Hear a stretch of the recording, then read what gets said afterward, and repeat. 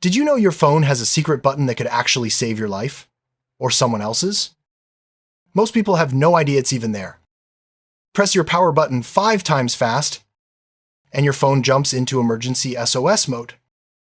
No unlocking, no typing, no looking at the screen, just instant help. The real magic? Emergency contacts. These are the people who get your location the second you trigger SOS.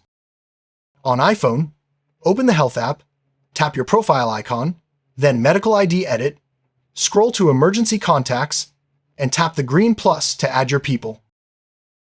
Choose the relationship like parent, sibling, or friend, and tap Done.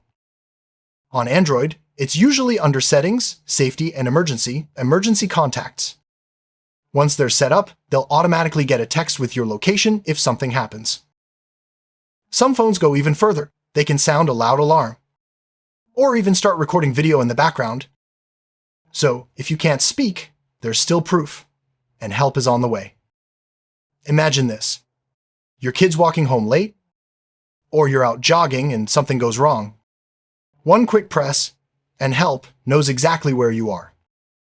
Instant, silent, reliable. Go set up your emergency contacts today.